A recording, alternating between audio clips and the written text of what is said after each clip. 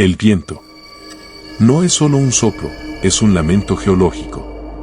Un rugido constante que parece salir de las entrañas de la tierra, colándose entre las rocas gigantes de la Rumorosa, el tramo carretero que une la capital de Baja California con la costa, una serpiente de asfalto y terror. Es el año 1977. El sol se ha hundido, dejando una mancha púrpura sobre los picos dentados de la Sierra de Juárez. Aquí, la carretera no es solo peligrosa por sus curvas imposibles y sus caídas de cientos de metros, sino por lo que trae consigo la noche. La cabina huele a diésel, café recalentado y tabaco. Roberto, un trailero de 32 años, aprieta el volante de su góndola vieja, que transporta un cargamento pesado y valioso. Se escucha el motor rugiendo y las marchas entrando con dificultad. Roberto lleva más de 10 horas al volante. Sabe que no debería estar aquí a estas horas. El pacto de la carretera dice que la Rumorosa se respeta de día, no cuando la oscuridad se traga las luces y el viento te susurra locuras. Su verdadero problema no es la neblina que comienza a lamer el parabrisas. Es el silencio en la radio. Desde Mexicali, sabía que la zona se había puesto caliente. Los camiones desaparecían, no por accidentes, sino por asaltos.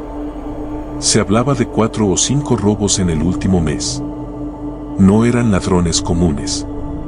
Eran piratas terrestres, organizados y brutales, que no solo querían la carga, sino también la máquina. Roberto tiene una familia esperándolo con ansias, y en su mente, repite una y otra vez la dirección que le dio su patrón: ni se te ocurra parar por nada. Es tu vida, Roberto. El camión sube por una curva ascendente. El viento golpea con la fuerza de un puñetazo, haciendo vibrar los espejos. De repente, una luz tenue aparece en el arcén. Una mujer. Vestida de blanco, con la figura inclinada. Un bulto inerte a sus pies. El corazón de Roberto da un salto de miedo y compasión. Se escucha la bocina del camión, un sonido ruidoso y destemplado que se pierde en el aire. La regla de la carretera es simple: nunca parar. Pero la imagen de esa mujer, tan vulnerable en ese paisaje lunar, desgarra su conciencia. Él duda.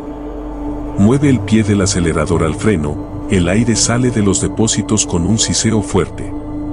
Se escucha el ruido metálico del freno de aire activándose. Justo cuando el camión se detiene, la mujer levanta la cabeza. No es una expresión de alivio. Es una mueca fría. Detrás de ella, emergen de las sombras de las rocas 2 siluetas grandes, moviéndose con una rapidez antinatural. Uno lleva un machete que brilla con la luz de la luna. Roberto siente un escalofrío que no es por el frío de la montaña. Era una trampa. Una emboscada tan vieja como la carretera misma. Roberto no tiene tiempo de pensar. La furia y el miedo se mezclan. Pisa el acelerador con toda su fuerza. El motor ruge, las llantas pierden tracción por un instante y luego muerden el asfalto. El pirata con el machete intenta subir al estribo. Se escucha un golpe seco contra el metal de la puerta.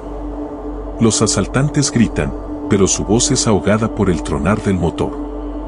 Roberto se lanza a la curva siguiente con una velocidad temeraria, rezando para que el peso de su carga no lo arroje al barranco. Se aleja, dejando atrás las luces y las sombras de la emboscada.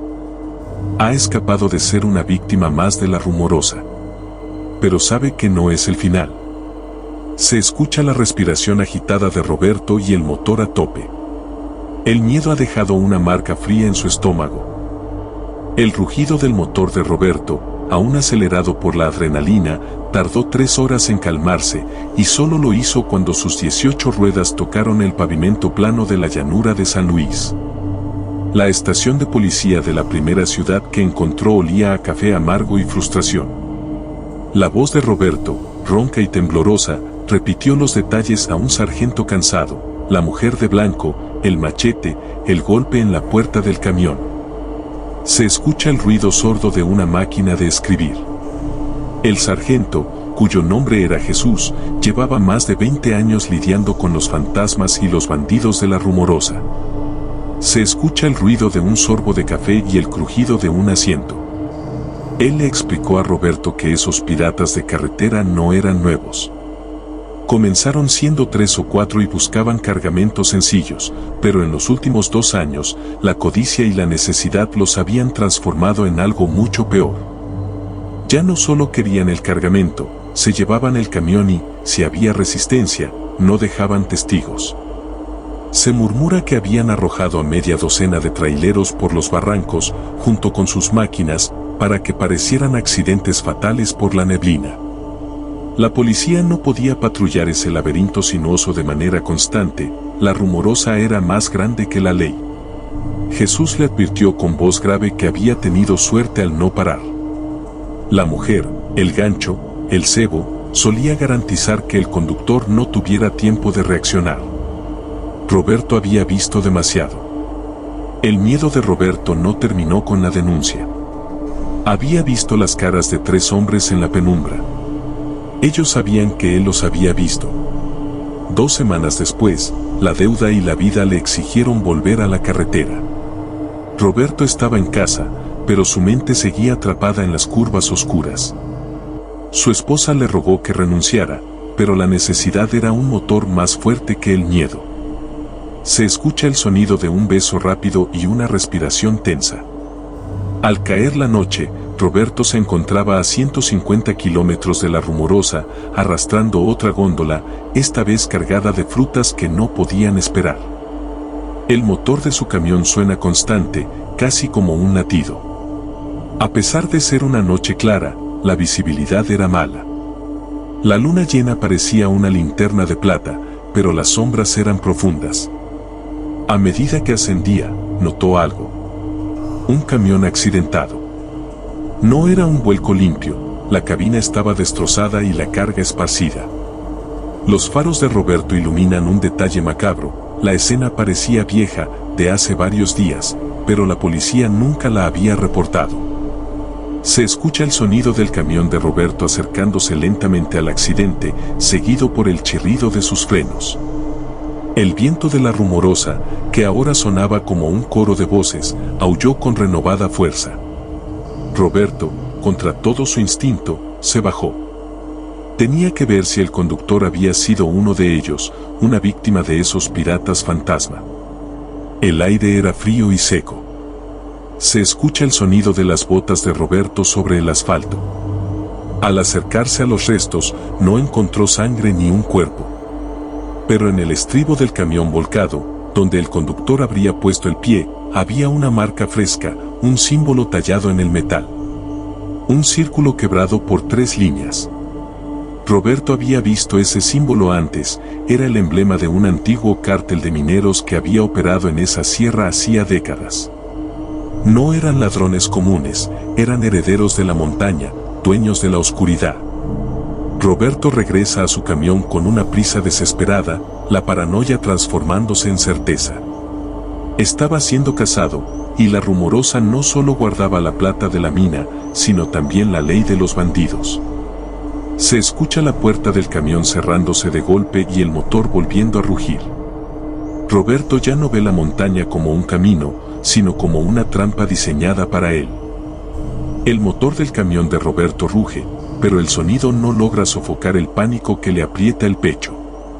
Se aleja a toda velocidad del camión destrozado, el emblema de las 3 líneas grabadas en su memoria.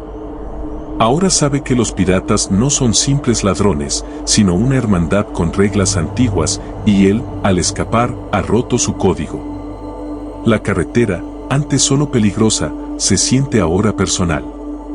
A la mañana siguiente, cansado y temblando, Roberto llega a Tijuana. Entrega la carga, cobra el viaje y toma una decisión desesperada, ir a ver a un antiguo colega, un trailero retirado conocido como Don Lucio, famoso por conocer cada mito y metro de la carretera. Se escucha el golpe seco de la puerta del camión y un sonido de pasos lentos. Don Lucio vive en un pequeño taller a las afueras, rodeado de chatarra y recuerdos de asfalto. El taller huele a aceite quemado y tierra seca. Don Lucio, un hombre de 60 años, escucha la historia de Roberto con una calma escalofriante. Cuando Roberto describe el símbolo de las 3 líneas, don Lucio solo asiente y se escucha el crujido de su mecedora. El anciano explica que ese símbolo es el de los Hijos del Viento, una banda que surgió en el año 1910, durante los tiempos mineros. No robaban por dinero, sino por el poder de la montaña y para castigar a quienes consideraban intrusos. La mujer de blanco era una de sus trampas más viejas, casi una leyenda que se había vuelto real. El problema era que el símbolo no era una advertencia. Era una sentencia. Al escapar de ellos, Roberto se había convertido en su objetivo principal, no por la carga, sino por el honor que había dañado. Se escucha un silencio pesado, solo roto por el roce del viento afuera. Don Lucio le asegura que no se detendrán hasta que su camión y él mismo rueden por un barranco de 200 metros. Roberto tiene que esperar 4 días en Tijuana por un nuevo cargamento que lo lleve de regreso al interior. Pasa esas noches en una pequeña pensión, con el sueño constantemente interrumpido por el sonido imaginario de espuelas y el aullido del viento. Siente que lo observan, que los ojos de la mujer de blanco están en cada sombra. La paranoia se convierte en una certeza física, está siendo cazado. Se escucha el sonido de un grifo goteando lentamente en la oscuridad, amplificando el nerviosismo. Finalmente, llega la hora de partir, un cargamento de maquinaria pesada. Roberto decide desafiar a sus cazadores. En lugar de tomar la ruta de día, cuando hay más tráfico, decide salir a medianoche. Piensa que la oscuridad, que es su miedo, también puede ser su escudo. Se escucha el motor encendiéndose, fuerte y decidido. Abandona Tijuana, sintiendo la mirada de toda la ciudad en su espalda. La subida a la Rumorosa es interminable. Esta vez, el viento no es solo un aullido, es una sinfonía de amenazas. Roberto, con la radio apagada y las ventanas cerradas, solo confía en el rugido de su motor y la línea central de la carretera. Ha jurado no parar. Ni por luces, ni por gritos, ni por súplicas. Se escucha un sonido sutil, pero distinto al del motor.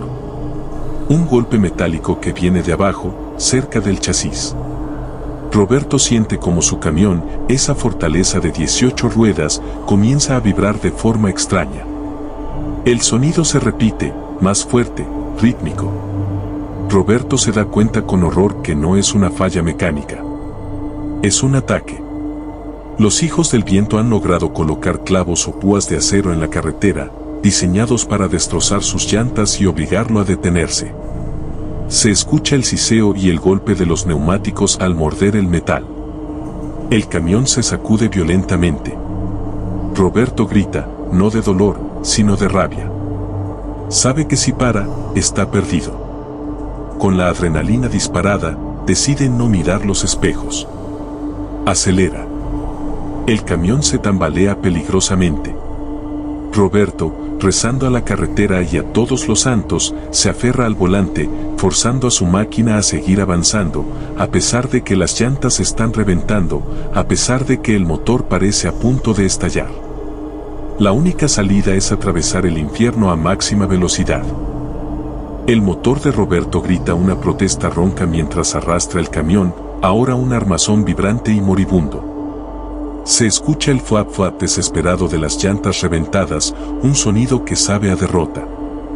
Ha perdido la cuenta de cuántas gomas han cedido al ataque de las púas de acero. El camión se arrastra a no más de 30 kilómetros por hora, un blanco fácil, pero Roberto no frena. Sabe que si se detiene, los Hijos del Viento lo encontrarán. Se escucha la respiración pesada y jadeante de Roberto, mezclada con el traqueteo de la máquina. Los espejos retrovisores están inútilmente oscuros. Roberto solo puede confiar en sus instintos, que le gritan que sus perseguidores deben estar cerca, esperando el momento en que el camión finalmente se rinda. El terror le da una idea arriesgada: si no puede escapar de la montaña, tendrá que usarla. Adelante, a menos de 100 metros, está el Cañón del Diablo, una curva estrecha y ciega con una caída vertical notoria. Roberto saca una navaja suiza que lleva en el bolsillo. Sin dejar de sujetar el volante con una mano, comienza a cortar de forma desesperada los cables de los frenos y las mangueras de aire de emergencia. Se escucha el clic-clic del metal cortando goma y alambre. Su plan es temerario: soltar completamente los frenos en la curva y dejar que la inercia del peso lo impulse. Si sale vivo de la curva, la velocidad le dará unos minutos cruciales de ventaja en la recta de descenso. Si falla, el camión y él serán 140 toneladas de chatarra cayendo al vacío. Justo cuando suelta el volante para tirar la navaja, los faros de otro vehículo aparecen repentinamente detrás de él. Dos pares de luces, moviéndose con agilidad, ignorando las curvas. Son ellos. Roberto lanza un grito ahogado. En ese instante, suelta el último cable de freno. El camión de Roberto, libre de ataduras, se lanza hacia la curva del Cañón del Diablo con una velocidad brutal e incontrolable. Se escucha el motor rugiendo desbocado y el chirrido de la banda de rodadura de lo que queda de las llantas. La última imagen que ve Roberto en su espejo es la figura del asaltante del machete, asomándose por la ventana del vehículo perseguidor, con el rostro distorsionado por la velocidad y la rabia. La persecución se vuelve un juego de la muerte en el borde del abismo.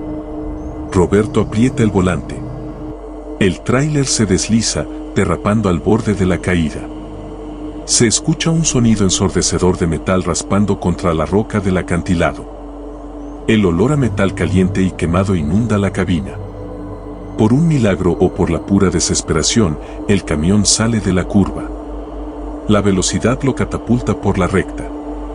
Pero Roberto se da cuenta de que ha ganado la curva, pero no la batalla. Los dos vehículos perseguidores, ligeros y rápidos, también han superado el cañón y están justo detrás, a una distancia de 50 metros. Roberto sabe que no puede ir más rápido. La máquina no da para más. Se escucha el motor tosiendo, a punto de rendirse. En un acto final y desesperado, Roberto abre el tanque de combustible extra que lleva atrás, usando la navaja para romper la tapa. El diésel se derrama sobre el asfalto. Se escucha el líquido salpicando y cayendo a la carretera.